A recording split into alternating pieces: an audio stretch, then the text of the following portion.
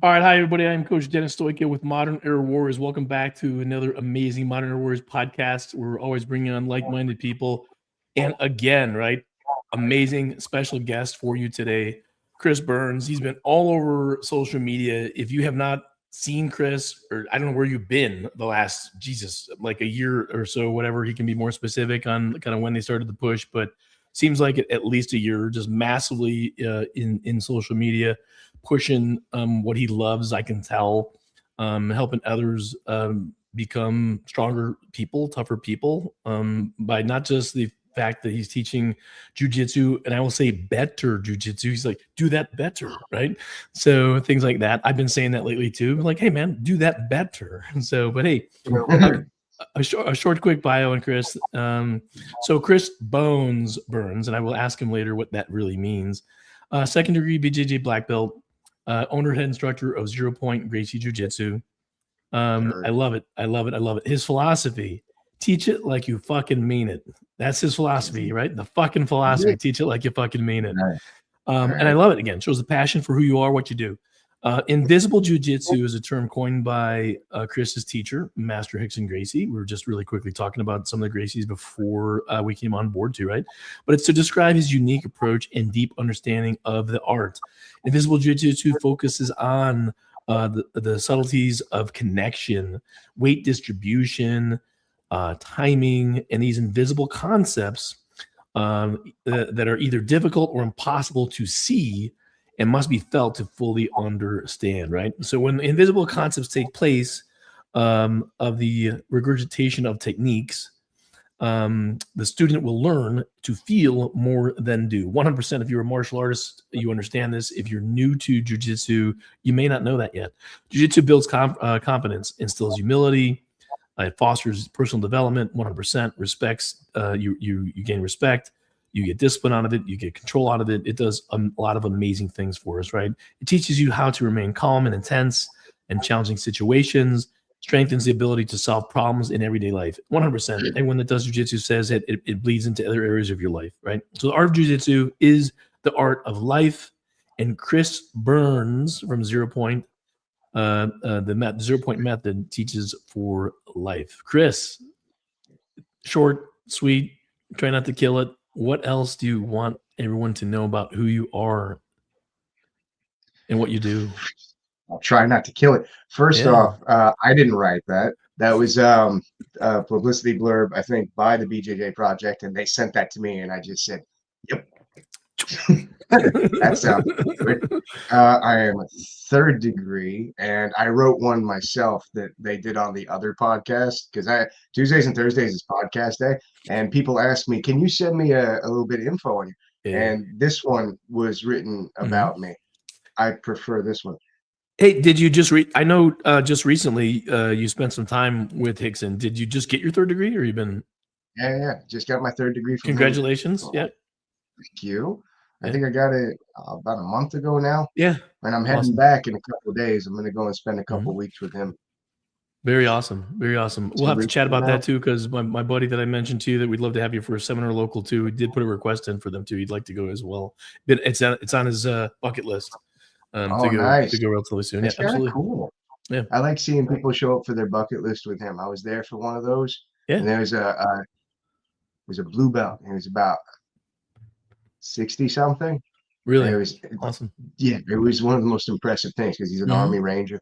He I think he had leukemia, beat leukemia. He's like, I'm gonna go and see Rickson. He's like in his fucking late 60s. It was so cool. I really enjoyed that guy. So, and we're gonna get one. I'm gonna throw one thing in here too, not to get too sidetracked too, but I mean, one of the things that I found too, right, when you study it under somebody else, when I watch videos, you get your programs, things like that, right? It may be the same technique that I've learned from 5 other people, but you have one other little thing that's taught in such a way. I will talk about the body fold takedown and where you put your hands that I learned just a few months ago, right? Huge change that I now see lots of people doing over the last 6 months, ever since I've seen you demo it. Crazy. Oh my God, I'm making a difference. Finally. Yes, you are. Yes, you are, right? People are being more efficient and using body mechanics instead of strength and speed. Yeah. Fuck. Right? Yeah, it's crazy. Just kill me. It's It's working, right? So, it's hey, the whole thing for me that efficiency it needs to come back to the. yeah. I want two things to come back into the center before I die. What? What two things? Because the two things, one, it's a martial art. It's not Yeah. a sport. I want that Nope. to come back. And I feel like it's become karate in the garage. So, Like there's like 3,000 clubs right next to each other and all of them so are competing for the same medals. I again, want martial art to come we back. just briefly just touched the edge of that as we were like prepping to come on here today, right? And about my buddy's school and other schools popping up, and what does a belt mean today? And one gym house, it's so different from another gym, right? And Yeah. parents signing up kids don't even know, they just go because it's close. They have no idea, right? They're looking at the it says self-defense, and there's dudes on the bottom doing leg locks, and then like we're like you and I both are like, there's what is this? This is craziness, right? Yeah. So more to come. Hey, Chris Burns. Who is Chris Burns? I love to start this question. And what is your why? And I ask people when I coach people, it's the first thing that we're talking about, and I make them do some homework and sit in silence and figure it out. So it's a tough question to throw at somebody right away, right? But your why is purpose, passion, and principles. So what is your purpose, your passion, and your principles? And then I'm going to throw in a follow-up, and why bones? Yeah. We can start with the why bones. Bones was Okay. Bones was a shitty nickname from when I was a teenager. Yeah. It just drifted over because I used to draw comic books. That was my Mhm. thing. I wasn't martial arts guy on the internet, jackass. I would draw comic books. I ended up doing a whole bunch of work. It's out there. It's your job to find it. But my signature was Bones because All I right. grew up in the South. And in the South, when you say Burns, sometimes it sounds like Bones. And it Bone. became like a long running fucking joke. Mr. Bones instead of Mr. Burns. Mr. Bones. It was a whole thing. It's just a Southern accent shit thing.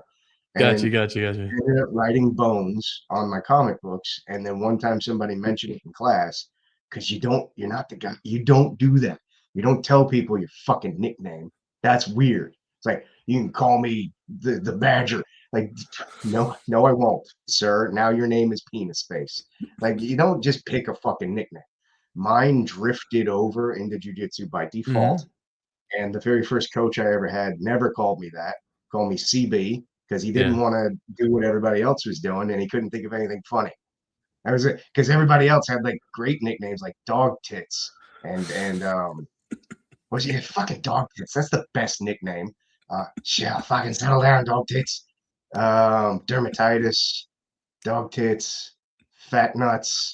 There's some great nicknames, and like he was like, I'm not calling him Bones.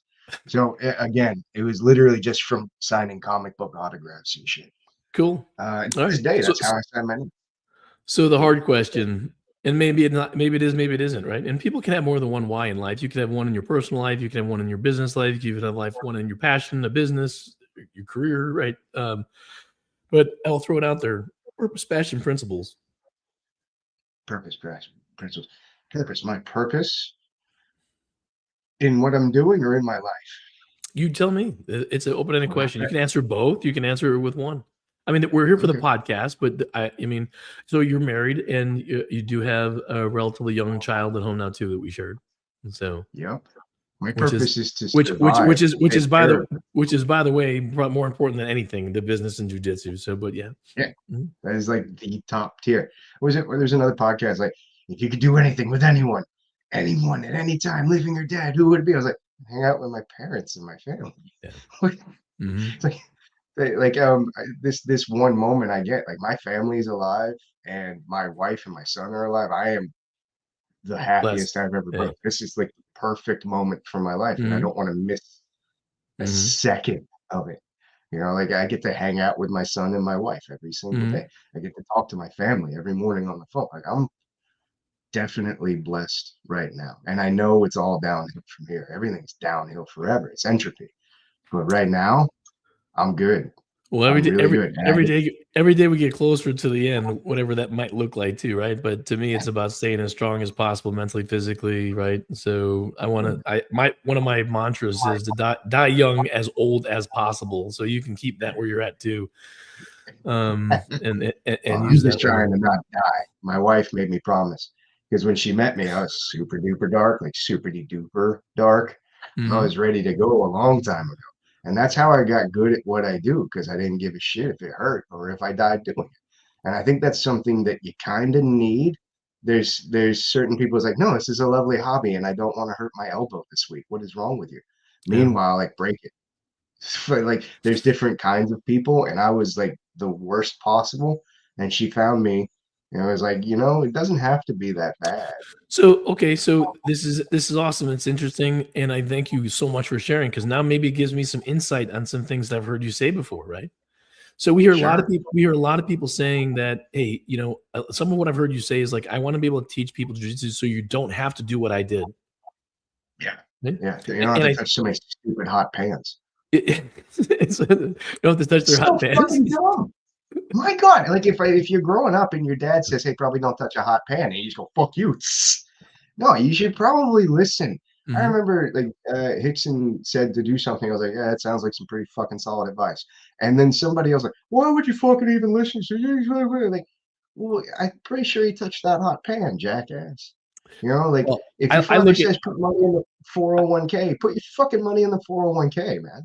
I look at it this way too, right? So, and I think younger persons or people that just didn't learn or still not learning, right, don't understand the importance of having a mentor, someone who that they can go to that has done it already that I'm already starting here versus here, right? Because they were down here and they got to where you are already, and now they're Yeah, here. So, there's this person here can still either like try to do more and go backwards in dude. life, or they can find that mentor, they can find the communities of practice, right? Be around the gym that you have, right? Whether it's to become a better person via jujitsu, friendships, people in the gym, whatever that might be, too, right? So, I had I've had a weird life. Like I always have strived to do weirdness before I'm gone. I don't know what got to me that early to just like yeah, fuck it, let's be weird. But for me, one of my childhood idols slash mentors ended up like I spent a lot of time with him, and he was shitting on another person that I look up to, like, well, he used to do this, this, and this. It was so weird trying to explain to somebody that I admire that, like, no, they're smarter because they did this, this, and this. And now they've moved on and they're trying to tell you not to do this, that's this, and this. And now I outgrew that idiot to get to like yeah, you're like slowly like raising the level of your knowledge as you go. And if you can be open, like open minded, like with an open heart and be like, well, I'm not right about everything. Maybe I should listen to some sure, people. sure, sure. But then when people try and drag you down, like, no, well, like, All right. fucking Jesus Christ. So, It's really weird so that I had tell us about 0 Point Jiu-Jitsu, your dojo, your business. that is a culmination of me not getting what I fucking wanted from day one. Okay. So I worked, oddly enough, at a lot of Krav Maga schools.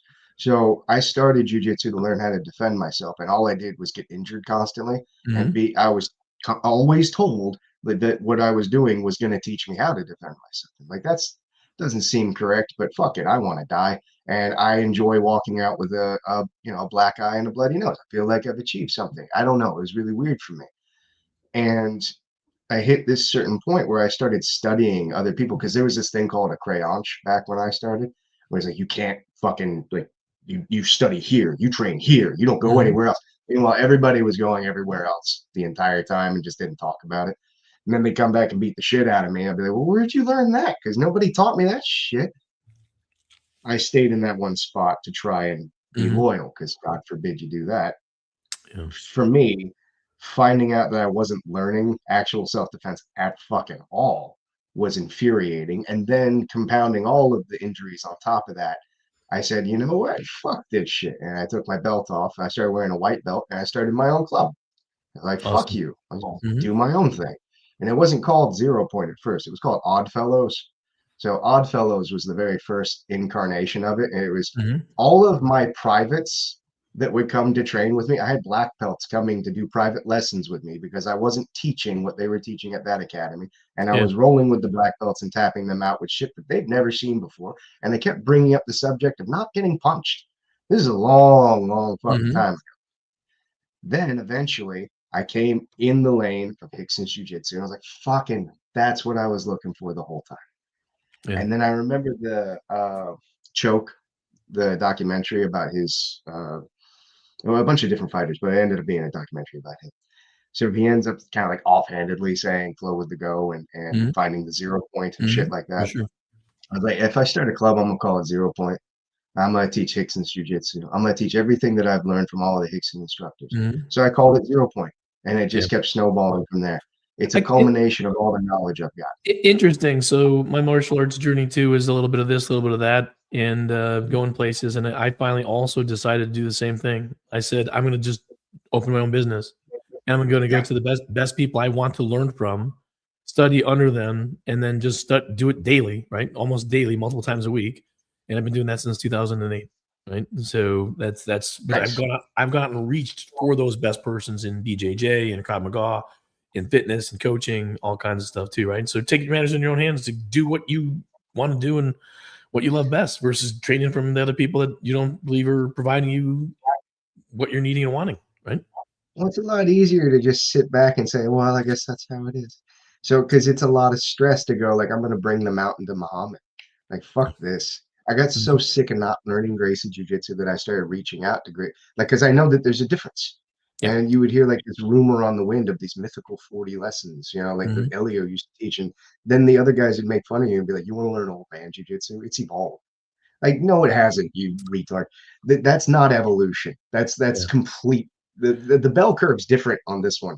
So I had to go out of my way to find people that understood and knew the things I was looking for. And then I started to find out that a lot of them don't really know it. And they kind of sort of know it and they're passing it down. So I had to climb higher up the ladder or get closer to the well to get the correct information. And then people just tell you you're in a cult. Most people are dumb though.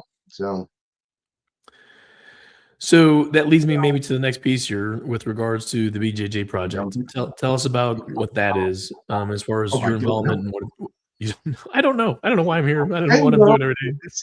This is a forever question. Really, no one knows what it is. We're just kind of doing it. Just this is the answer. This is the answer.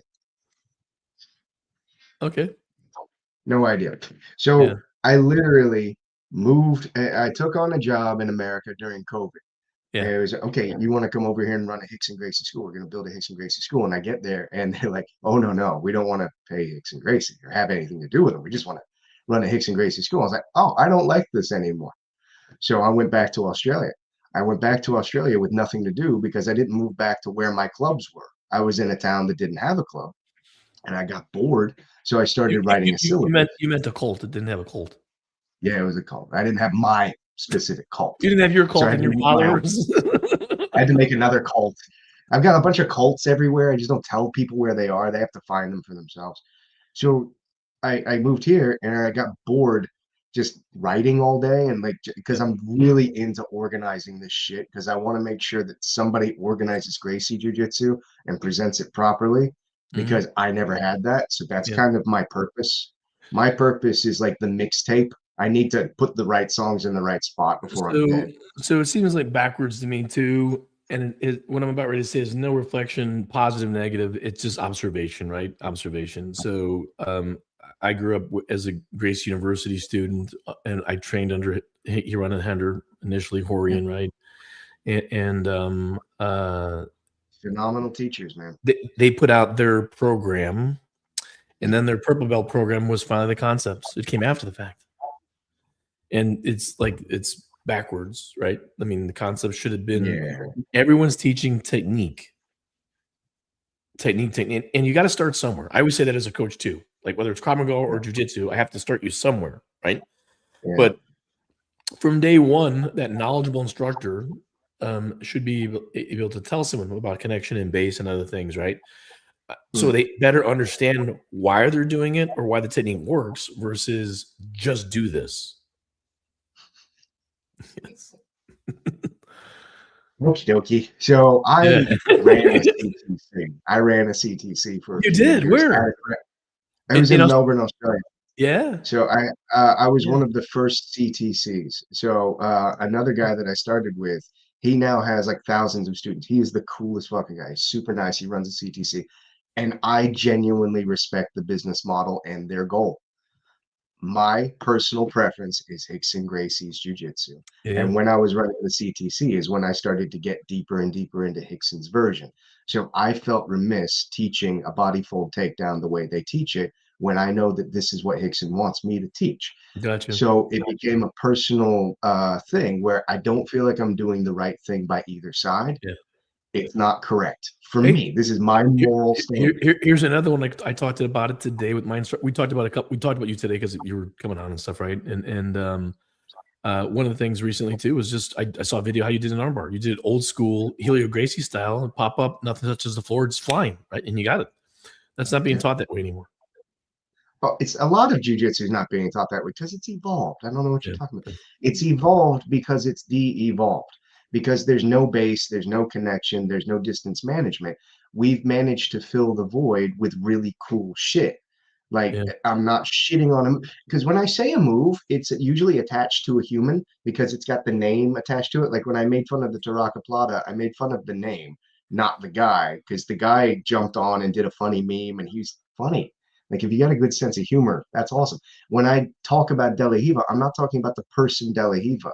Yeah. So Yeah. if you Yeah. wrap your legs the wrong way, someone can touch your face. That's what I'm shitting on. I'm not shitting on Yeah. the person. I hear you. That's where Mhm. people are dumb. Because if I say something, you have to think below that surface level and get a little bit deeper every once in a while before you Yeah. can just ruin my day. When it comes to this kind of stuff, when I shit on a move, I'm shitting on the concept that created that move. Nature abhors a vacuum, so it's going to fill it with stupid shit. So If you've got space, you can fill it with cool moves. with that said, the BJJ project programming, or it starts out with a free, just in case in case you have been, I don't know, under a rock the last 6 to 12 months, right, and don't know what the BJJ project is and who Chris Burns is, right? There's a free 4 lessons, right, which is the building blocks, right, Yeah. 4 excuse me, it's called the free core 4 building blocks, right?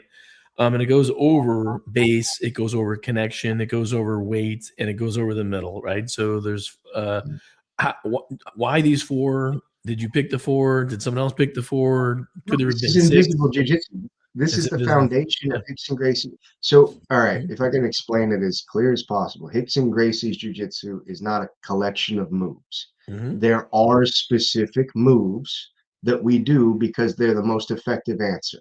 If you can bring in a more effective answer, we're going to do that move. Yep. You have to put the effective answers within parameters and context. Simple parameters and context. Are they fucking punching you or kicking you? Do they have a weapon? This is the purpose of the martial art.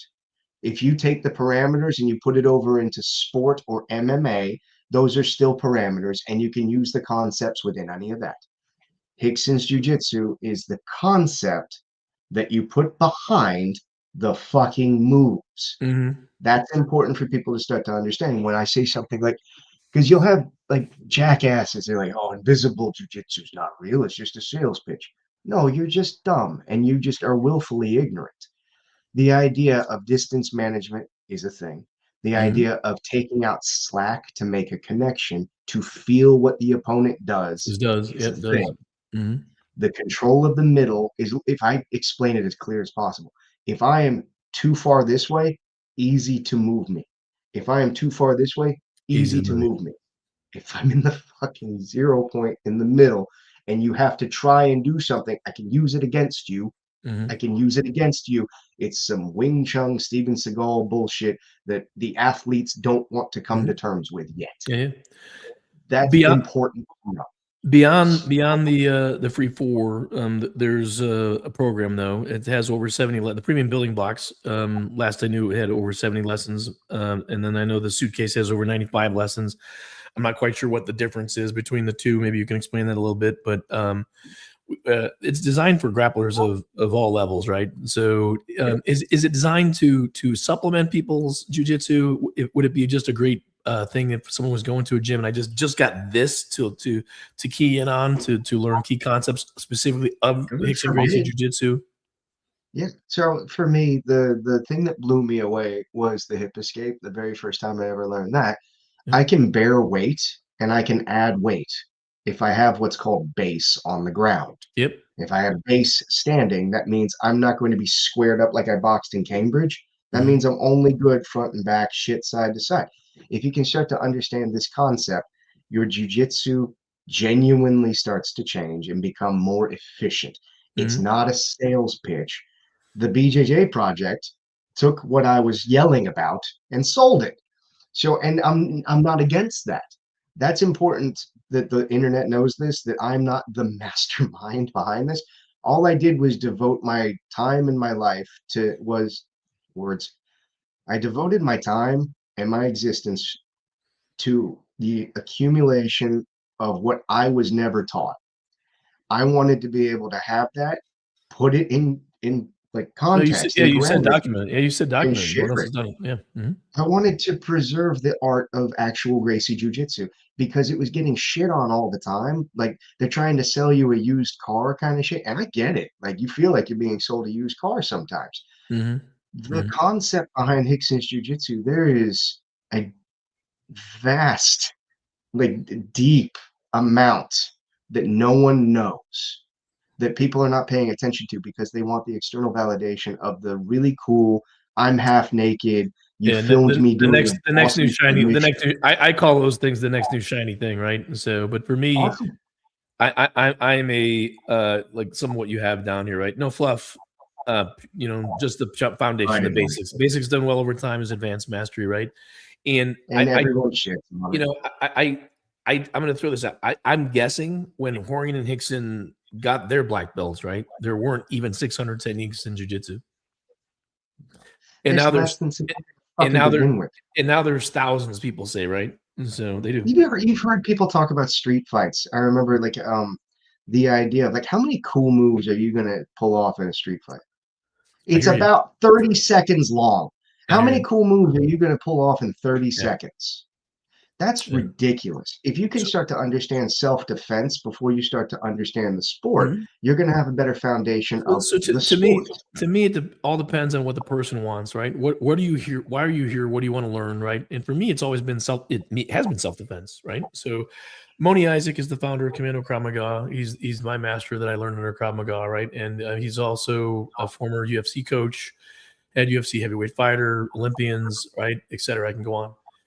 Studied under Hickson and the Gracies as well, and with them those time periods, and they were in Japan together and stuff like that too, right? So, where I'm going with this, though, I asked him one day, I'm like, Moni, how many techniques does someone need that's like the UFC heavyweight fighter champion? He's like, Dennis, maybe 50, 60, right? He's like, because that's not what's, again, it comes back to he said not even 50, 60, right? Whatever. That was the first thing. There's probably not even 50 techniques, right? Probably some attacks and some defenses, right? So even if you know 25 attacks and defenses to some of those too, right? It's both sides of the coin. But my point is kind of what you're saying here too, right? And that comes back to then what is a belt and what does your association do, and then what is this school? Why do I need to learn? Why do I need to learn 600 techniques? Which is why I've been stuck, and I shared this with you too, right? I've cared less about my unbelievable massive journey of learning 600 techniques. I just train the same about 200 techniques for like 20 years, right? So, and that's kind of what you guys got here: 70 techniques, 90 techniques, right? Because it's not necessarily technique based. You're promoting concept and the invisible jiu-jitsu. The thing is, it's infinite. Like you can fill the void as much as you want to, but honestly, like what I do with my students, like currently at 0 Point Sydney, like the last set of drills that they have, because like we pick a context for the month, because I've got the Hickson classes that I teach, like straight, this is Gracie Jiu-Jitsu, boom, you're doing this. But then when I'm doing like rounds, when they do rounds, we'll pick a position, we'll ecologically fucking wing it. The idea is they start in the closed guard. Their job from the closed guard on the bottom is to stand up and walk away. Yeah. You'll hear that a lot. But who else is teaching that? No one. That's what drives me fucking nuts. So Chris, The top person. this is Here's a concept that no one fucking gets. The person on the bottom wasn't supposed to be on the fucking bottom, and you're not supposed to be looking for a submission or a sweep. If you try and stand up from the closed guard, the other person is going to try and pin your ass down to pass, to control you. And the harder they try and hold you, the more submissions and sweeps you get. You fucking idiot. The whole point was to guard yourself. The whole point was to make sure that you stood back up. And now we've made it this goofy fucking game. So it may seem crazy, but when I do train with my also third degree black belt as well, there are times when I'm sparring and he's winning. He's a third degree black belt, right? I get up, and that's a win for me. Yeah, it's a win. Mm-hmm. Jeez, I just get up. I think I need to it's a win this. for me. Like, I think somebody out there will be upset about this because they've devoted a chunk of their life to winning a game that they invented. I get it, and I used to play the game, and I got a lot of medals in a shoebox. It doesn't fucking matter to me. Yeah. Like, none of that mattered to me. It was the journey that I thought I was on to learn how to fight. And I learned a lot more in the fucking car park of a Starbucks at midnight than I did on a fucking mat rolling around looking for an omoplata. So tell me how the BJJ project, right? Either the premium building blocks or the suitcase, right? How is it complementing or enhancing someone else's curriculum or their training at a gym? And I'm gonna throw it out. You can look at it a couple different ways. If you're over 40, 50, 60, to not be injured, or to train around injuries, could be both. Honestly, right? The way it should be for all ages. The whole sales pitch thing is not me because I was aggravated by getting injured constantly. And yeah, you're gonna make an omelet, you're gonna break some eggs. I get it. Yep. I got a lot of fucking scars.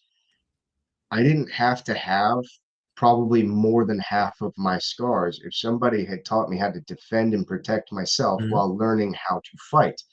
That's the fucking hair that's been in my ass for like 2 decades now. Because I literally fucking broke my spine trying to learn how to defend myself. I did massive damage to myself, trying to learn how to not damage myself. I will never let that go. I'm filled with a lot of spite, and that usually gets me up in the morning. It's the corner I come fighting out of. So when I told this to the BJJ Project guys, because they're the ones that pursued me, I don't know what they were. It was a whole different thing. When I first started, they saw a video of me yelling about the difference between a hip escape and a shrimp, and the internet's like, who's this jackass? And the internet I had the internet's attention, so they were like, let's go talk to the idiot that everyone's listening to and see if we can work with him. The internet jackass. Internet jackass. So this is a spectacle. Like, so I never wanted or planned this, and I think that's usually where the best shit comes from. Yeah. So anybody that wants your attention is usually a fucking turd. Like, So there's people out there that are desperate for your likes and love. So all the programs obviously have the teachings of Master Hicks and Gracie in them. Whether you like it or not, via you. I'm going to ask you how you do it. I mean, you're extremely charismatic. You're very likable. You're easy to follow and understand. Easy to follow and understand, in my opinion, right? And I mean, maybe it's just you, right? And so, man, I'm not trying for shit. I think that's what's shining through. Is it doesn't feel like I'm trying to sell you anything, because I'm not.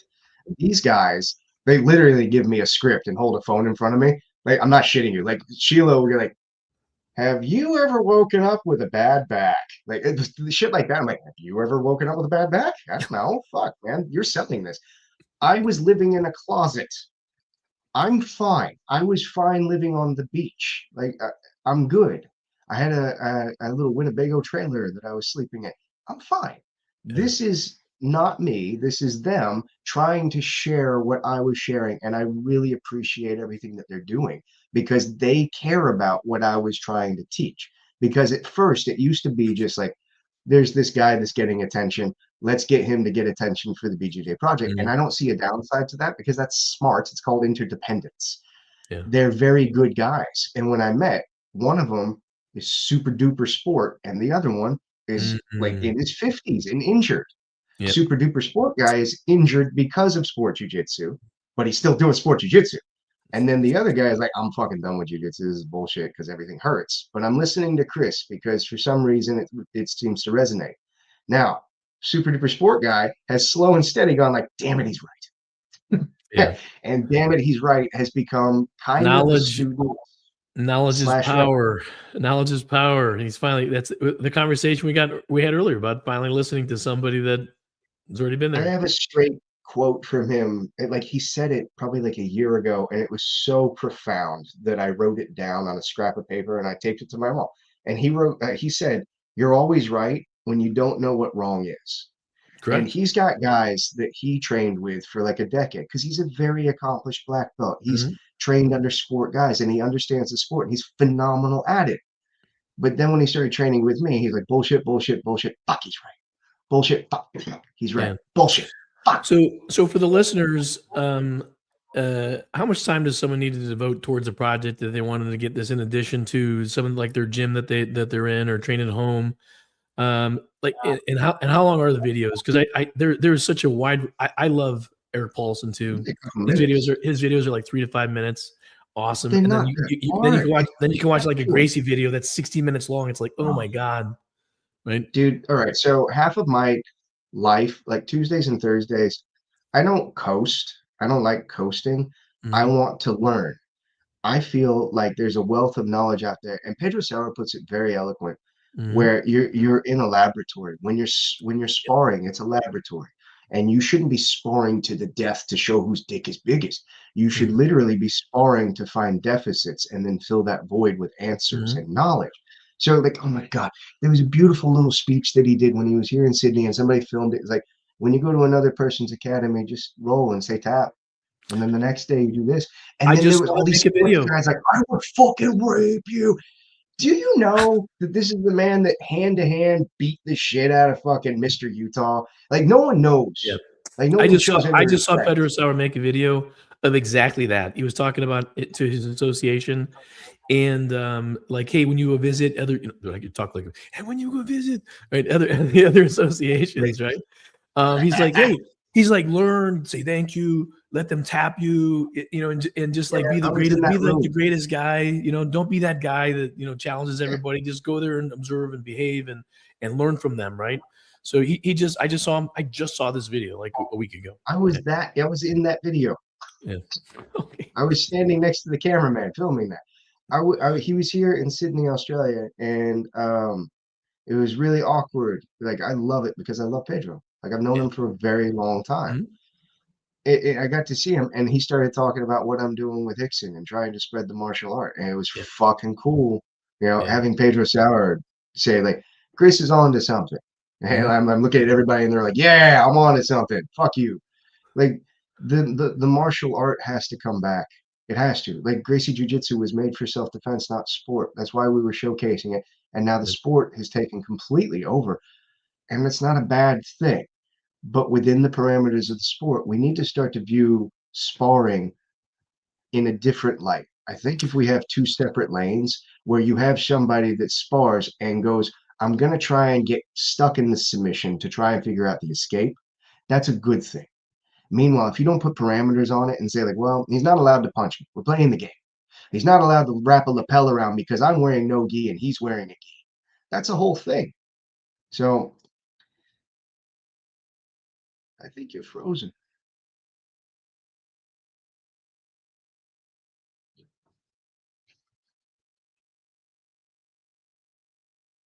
I don't know if you can hear me, but it's definitely frozen on my end. On a little bit, or if you could provide a little bit more on that, Chris, meaning, You um, froze for a very long time. yeah, I'll come back here too. Okay, we're back up right together. I can see you again Yeah, I verbally, can and see you now. okay, good to go. Yeah, we Yeah, yeah. lost each other. You're only on the other side of the world. It's not Right. too bad, not too bad, right? But hey, Yeah. I'd love to get some closing thoughts with regards to a little bit more of that Gracie Jiu-Jitsu versus other Jiu-Jitsu. How do people know? How do parents know? You know, You don't. to me, it's about for me being a coach. I get X amount of hours to train myself, right? And to teach. And I always want to maximize my time because I have limited time. My students train even less than me. So so important for me to maximize my students' time, right? What more do you have to say with regard to that and like the reality of real self-defense and training and making it valuable time on the mat and with your instructor. If you're in an academy and they don't say, "Can you touch your face?" You're not training for self-defense. If you're in an academy that's not telling you how to stand back up from the bottom, you're not training self-defense. You're training for the sport, and there's nothing wrong with training for the sport because I've seen salty about it. It's just a different fucking hobby, man, but stop lying about it. You can wrap a lapel around a lapel and Yeah. punch someone just as Yeah. much. So You along with need to that, understand that there's a along with that difference. question too, when do you start sparring? It's up to the academy owner because I'll have somebody that'll come in and he's been the Division I wrestler for like 10 years. Yeah, I get Dude, that. go beat the shit Yeah, out of like my go purple now. belt. Yeah. If I've got a purple belt that came in from a sport academy versus a Division I wrestler who's a white belt, that's hilarious. Sorry, when you start trying to do your cool submissions, he throws you across the fucking room. Guess who's going to be the first head coach? So there's different levels to different people. If this is your first day, I recommend you do not spar. That's just silly. Why would you possibly jump on a Mhm. bicycle with no training wheels? So I have to see the student. I have to get to know the student. That's why I don't like having 800 fucking students at my academy. I like to get to know my students. And So if I no don't fast. like What you, I'm hearing from is that necessary no fast hardened rule within a dojo. Like after 20 classes, you can go to the sparring class. It's just a little bit more on the individual and whether no, they're ready. Whether they're ready. I can tell. I can tell. I got guys that are like, one of them came in and he popped an Anacostal and came back to spar the next day. I was like, you don't have to. He's like, yes, I do. Yes, you do. Go get him, Tiger. And now he makes weird sex noises every time he's spun. He's like, oh, it's weird, man. So like you're an adult, and an adult can make their own fucking decisions. I love the Gracie University model of 3 stripes, blah blah blah. Now you can go to sparring classes, reflex development. That seems very organized and safe. I But could if you wanted to be it does organized and safe, it does, but you I've came to had the more. wrong place. It does, but I've had more students under that model tell me that they didn't feel prepared when they went to another gym. That's a personal choice on their part. They Yeah. want to go to another gym, you know. So Well, just even like I not even literally tell my students to go to other gyms yeah, me because too. it's funny when they come back with stupid shit.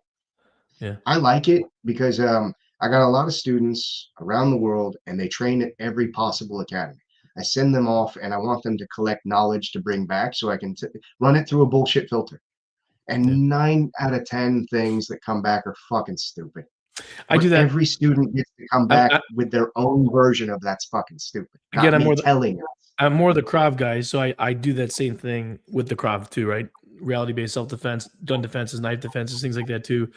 I like live that because that is like that's where I am to your level of jujitsu. I am in Krav and weapon defenses and stuff like that, right? Too. But I still promote that in jujitsu. Like, why am I doing this complicated thing when I can do this You instead? shouldn't. Right?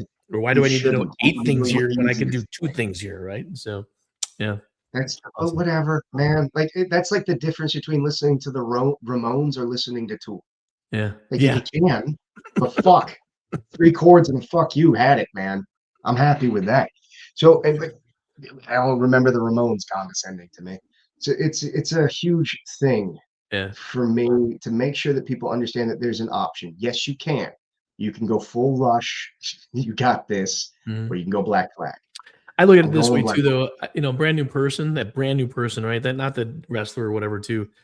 They do need to know some technique and some concepts before you can, in my opinion, before you just say, "Cool, 10 classes." That's if you attend 10 classes, you don't know anything yet, right? So I think there's a little bit of an in between. That's my personal 2 cents for me coaching since in my business and what I've seen for students, right? But there's no doubt about it. I mean, people are hands-on learners too. They learn by doing and they learn by failure, right? That comes And into the idea of the ecological learning dynamics, and yeah, I'm a big fan of that back when it was called positional sparring. yeah, But if you don't know how to do a break fall, I don't want you starting with a single leg. I don't think that that's smart. I think yeah, that's just you riding the wave of what's cool right now. yeah. I think I also this is a big thing for me. I love talking about ecological learning dynamics because those are people that give a shit about teaching, and I respect that.